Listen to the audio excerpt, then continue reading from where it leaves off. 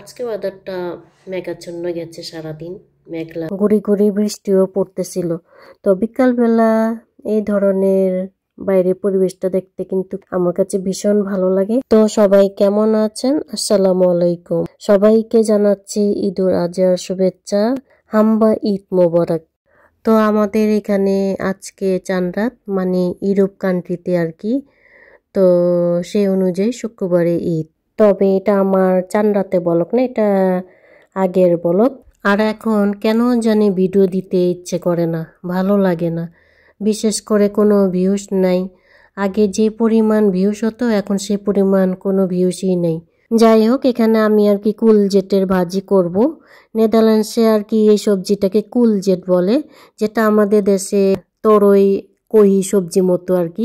এটার ভাজি কিন্তু খেতে অনেক মজা, আমরা আর কি প্রায় খেয়ে থাকি। আর এটা খুবই সিম্পল এবং সহজভাবে রান্না করা যায়। যেমন ঘরে কিছু থাকলো না, মানে অল্প তরকারি আছে, তো ভাত দিয়ে কি খাওয়া যায়, তখন এই যে ঝটপট এই কুলজেটে ভাজি করে নেই। তো এরই ফাঁকে অনেক অনেক নতুন বন্ধু আমার চ্যানেলে ভিজিট করেছেন, আমাকে সাপোর্ট করে যাচ্ছেন। অসংখ্য অসংখ্য ধন্যবাদ আপনাদের সবাইকে। আর যারা পুরনো বন্ধু অলওয়েজ আমার পাশে আছেন, অনেক অনেক ভালোবাসা রইল সবার জন্য। তো এখানে দেখতে পাচ্ছেন আমি আর কি কুলজেটটারে গোল গোল করে কেটে নিতেছি, যে যেরকম আর কি কেটে নেন। এটার সাথে কয়েকটা কাঁচামরিচ দিলাম এবং কাঁচামরিচ আমি মাঝখানে ফেলে দিলাম, এতে কাঁচামরিচের ঝাঁজটা বেরোইব।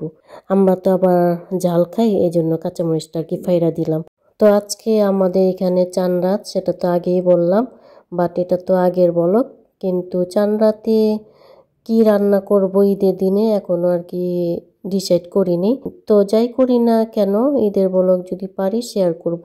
তো আপনাদেরও কিন্তু ঈদের ব্লগ শেয়ার করতে বলবেন না, কারণ ঈদের ব্লগ দেখতে খুবই ভালো লাগে। যদিও টাইমলি দেখতে পারি না, বাট যখনই দেখি মনোযোগ সহকারে এবং ফুল ওয়াচ করি।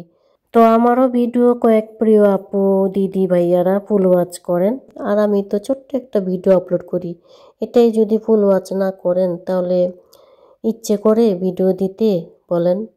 যাই হোক, দেখতেই পাচ্ছেন ভাজি রান্না করতে আমার কিন্তু তেমন একটা ইনগ্রিডিয়েন্টস লাগেনি। জাস্ট সামান্য তেল, পেঁয়াজ, সামান্য হলুদের গুঁড়া, জিরার গুঁড়া, টেস্ট অনুযায়ী লবণ দিয়ে এটাকে আর কি ঢেকে রাখবো এবং ঢাকার মাঝে আর কি আমার ভাজিটা রান্না হয়ে যাবে।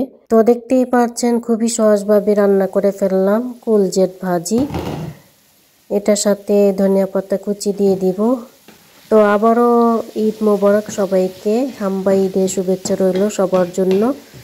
আমি শাহানাজ আপনাদের মাঝে বিদায় নিচ্ছি। সবাই ভালো থাকবেন, সুস্থ থাকবেন। আল্লাহ হাফেজ, আসসালামু আলাইকুম।